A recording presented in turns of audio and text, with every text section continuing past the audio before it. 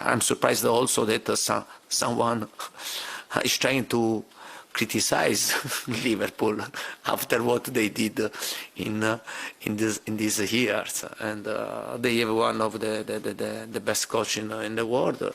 They have a fantastic player, and but at the same time we have a lot of problems. But we want to play an important game in front of our fans.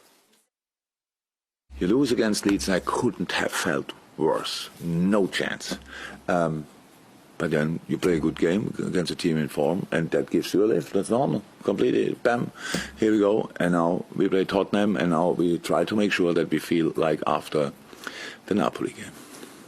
Another huge game to look forward to. I just love when you hear a manager speak so honestly about a defeat like that. And it's interesting, isn't it? Because both teams come into this on the back of total reverse fortunes last weekend in the Premier League, because Tottenham came from 2-0 behind to win their game against Bournemouth, and Liverpool were beating Leeds and lose it late on at Anfield. I mean, wow. Well, Spurs were an interesting first half especially. They should have been maybe 3-4 goals behind. They started off really slowly, but one of the biggest issues with them, obviously, we know about the injuries to Kulusevski, to Richarlison, but also now to Son. I think that's those three players, key players in terms of the goals, the assists, the threat to the opposition goal as well. Now that's lost, almost, will be a lot of pressure now on Harry Kane, creating more chances, more opportunities for himself. Lucas Moura as well, one or two of the other players that are almost fringe players coming in to try and prove a point. But for them to get anything out of this game, they've got to be so defensively organised and prepared not to give away spaces and opportunities for Liverpool to absolutely run riot, because as soon as they get a little whiff of an opportunity of space, they'll take it. Yeah, we've seen the effects that injuries has had on this Tottenham team. The good news is that Kulusevski is actually back in the squad for this weekend. That's good. Maybe not available to start the game, maybe not quite fit enough, but back in the squad, which is a positive. But from what we've seen, does it worry you about Tottenham for the rest of the season with how short they may be in their squad? I don't think it worries me, because I think with Son it's a fractured eye socket, and I think we could see him play maybe in a mask, possibly at the World Cup, maybe even after that. So hopefully that's not as serious as we think. And Richarlison, he came off the pitch in tears when he was injured, but since then they've been a bit more optimistic about his potential availability for the World Cup, which then you would have to assume it'd be okay for the rest of the season. So maybe, and on the positive side, it does show that the recruitment in the summer was good to bring in a Richarlison so that they had another option, but they've just been horrendously unlucky. I think where the playing field gets levelled is that Liverpool have dropped 20 points already after 12 games. It's remarkable. It's more than they dropped in the whole of last season. So I think, and what we've seen from the teams that have played and taken points off Liverpool or even beaten them, and that obviously they've lost to the bottom two for the first time in 10 years in consecutive matches, what we've seen is that if you attack Liverpool, the defenders make mistakes. You can find space in behind them. The numbers there just tell their own story. What's going on at Liverpool, Jermaine? It's a combination of a lot of things. One of the main things that people have spotted, Sadio Mane, obviously he's not there anymore, and you can see the difference that he makes there with his stats. The 35 goals scored in comparison to 23 now. He was a huge scorer of goals, but also created a lot of opportunities as well. He was one of the most selfless players in the team, and that was vital to the way they played. They also lost Jota, they also lost Diaz as well, who are huge influences in that team. And when you take all of those players out, the legs in the middle of the field, getting on a little bit, Thiago, Henderson, you've got Fabinho as well, Harvey Elliott, he's been thrust in there a little bit too early for my liking. I think this season should have been for him a couple of starts, don't get me wrong, but then a little bit of a break, whereas he's just in at the deep end.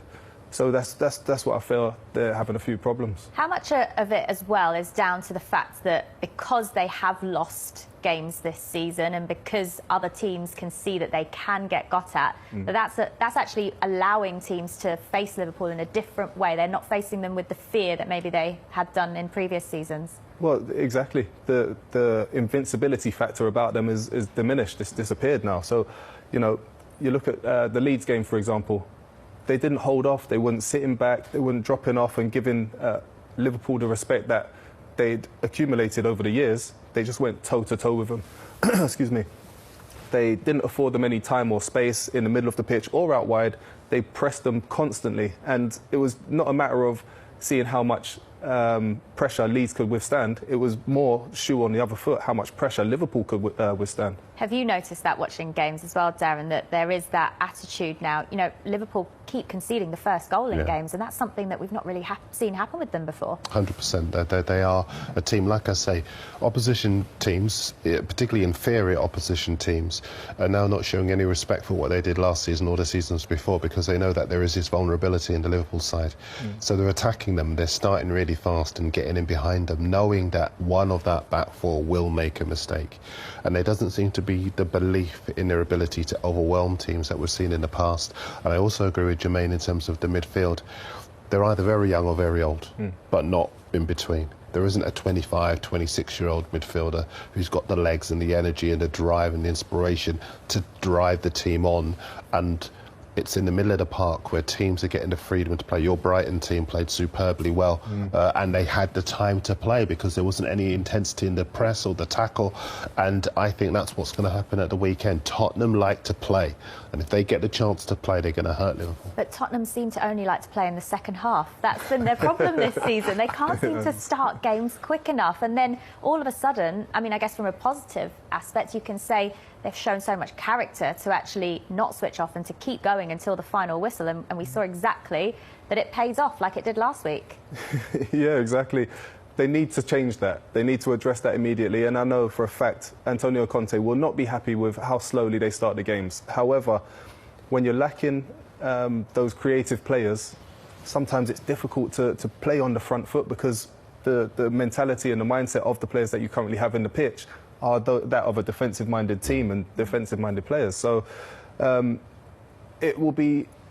I'm interested to see what happens with Kulusevski because he's been training this week, but also to see how well he does with the fullbacks as well. What he does with the fullbacks, because that's a vital part of how Antonio Conte likes to address attack. Sorry. Much needed win for Leeds United that took them out of the relegation places and up towards the middle of the table because it's so tight at the bottom. But it wasn't a perfect performance from them. They didn't need to be, because yet again we're asking what's going wrong with Liverpool. Have we learned anything new about their problems, about the issues that they have? Trent Alexander-Arnold said obviously there's something going wrong, which seems worryingly vague. I think that the best Liverpool we used to see was a high-pressing, very energised Liverpool. Mane, Salah, Firmino, Henderson, all of it. It was so hard for you to try to get out. They won the ball high up on the pitch.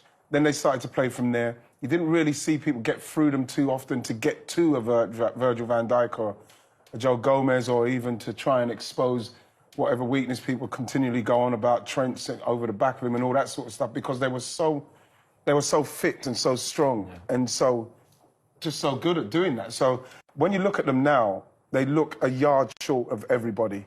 They look like in all departments, they look like they look like they're tired. They can't get around people, can't get close enough to people. At the same time, they're still creating chances, but they're there to be got at. And it's got to be a collective thing, because when so many... You can't legislate for mistakes like Joe Gomez made. He didn't even look. That doesn't help. But when you've got a collective that are everything's bad, then it's systemic. Something's wrong throughout. And that is what I believe it is. I think that the legs have gone a bit... I wouldn't say the legs have gone. I want people to take that. The legs have gone. They just look tired. They look like a very tired team. Played a lot of games. Remember we were speaking... More than any other team in the Premier League since the start. Well, it's 81 games since the start of last season. Mentally and physically. We were saying earlier, weren't we, Kelly, that like Van Dijk, when he done his ACL, usually when you come back from your ACL, you kind of win your way back in that first season, then you kick on the next season. He's played more football at the back of the ACL than he did when he had it before. So the amount of loading that players are going through is just too much. And when you're, I think is right, everyone's 5% off, and I think it's more mental fatigue, and it's really difficult. And when everyone is 5% off, then the collective is, you know, 12 kilometres down against Leeds. And I think, I just think mentally they went for everything last season, to go for 4 trophies, to try and max out and everything, and to be just fall at the last hurdle. You're so deflated, and then you got to go again. And Jurgen Klopp was saying, how does he go again? How do you motivate the motivator? And I think they're all 5% off, but you can't do that in the Premier League. Do you know what, Kaz? Kaz and Jules, I don't know what you think, but it's the kind of scenario what was building where you need a couple of really good signings to give the whole dressing room a lift. Yeah. You know, I think they're bringing in Diaz, and we said, oh, he's already. While Mane was there, it kind of like took the shine off of it because, you know, he's already there. So you're not bringing someone in what goes, oh, look at him. Because Mane's gone now. Diaz, unfortunately, is injured.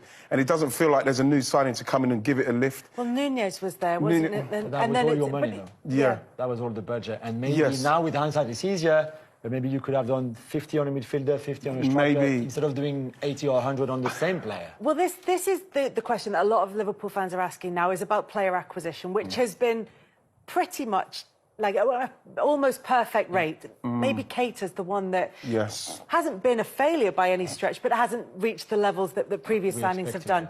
But it's because there's been an all-or-nothing approach to transfers. Yeah. Has that maybe cost them in terms of bringing in a midfielder and like not wanting to drop down their list, perhaps? Yeah, I think Klopp could have been ruthless, more ruthless in the summer, in the sense like maybe for Keita it's time for you to go, or Claire Chamberlain, and maybe then you bring in players to replace him, replace them in a way.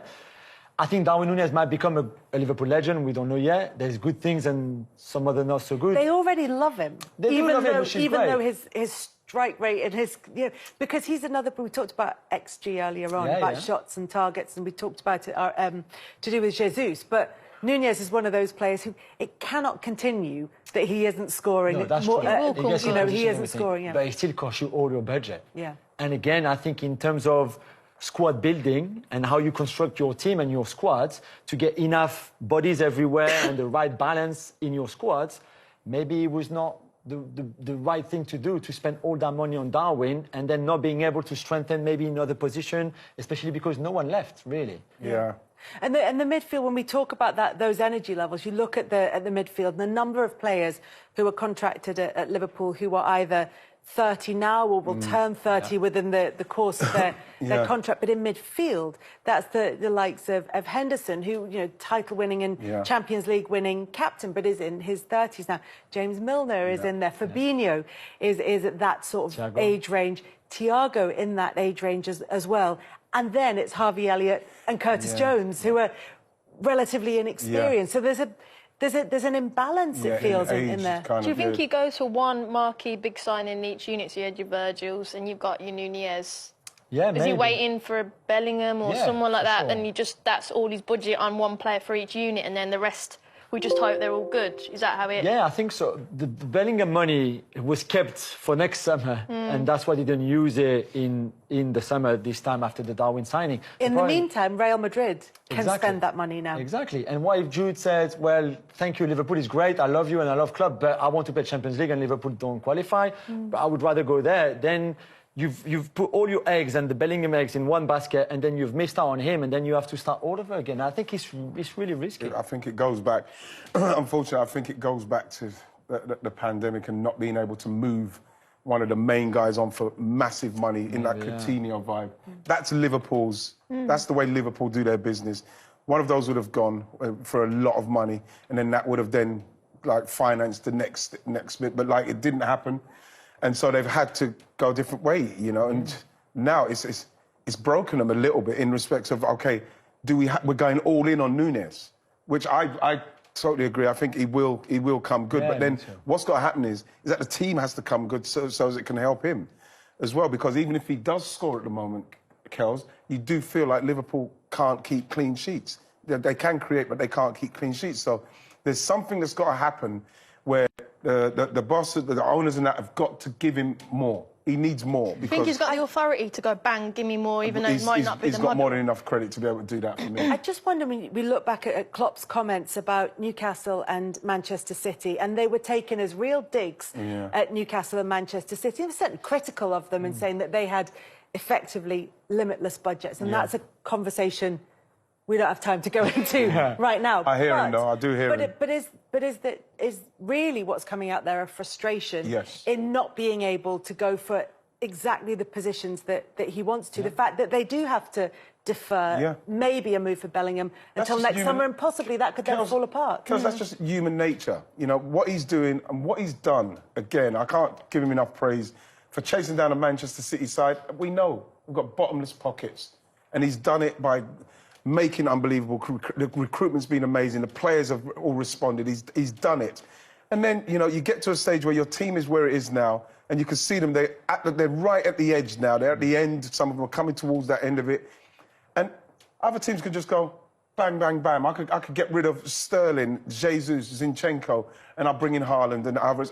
You know, bam, just to bolt on. Whereas how are you going to sit back and think and not feel a little bit envious of that? Not saying that he wants that, but you can't say that's fair to a certain extent, because how he's got to try and manipulate the market to get success. There's teams that don't have to do that. They just go bam. So why wouldn't you sit there and say something like that? Whether people think it's spicy or not, I would do the same, because I want to win as well. But you are spicy. Yeah, exactly. And I've got no problem with him doing that, because, you know, it's there for everyone to see. It's the elephant in the room, isn't it? But it's an interesting point, but it also doesn't help where Liverpool are right now, which is needing to improve on the position that they have, on the performances, on the energy levels, and even in terms of being able to rotate over that period of those 81 games as it is. Last season, they were making changes at the rate of 4.7 a game. This time, it's 3 a game. So they've already got more players playing more hours week in, week out, midweek, weekend, and that can take its toll on already players with depleted batteries. I just wondered if, when you look at Klopp, and he looks, having always been a bully, he looks a bit drawn. I just wonder if the World Cup break might do him the world of good. He needs to go on holidays to the Maldives for 2 weeks. The thing is, and where we can't fault him... He won't be. He'll be doing deals for players to come in the summer or in January. But he's trying. So he changed the formation so many times. We had a flat 4-4-2. We had a diamond 4-4-2 with Firmino as a 10 and Núñez and Salah. The 4-3-3, everything, pretty much the back three is the only thing he hasn't tried. And for him, who is a tactical genius, I mean, he's one of the greatest managers of all time, to keep trying and finding solutions to all those problems. And then when you think that maybe you've got it, so the Ajax performance was a good performance away from home, then after that, you lose to Leeds at home, and you think, OK, we're back to the... Second half was good against Ajax. Maybe not the maybe first second half, half. but still, do you see what I mean? And you think it's the only point? And it isn't.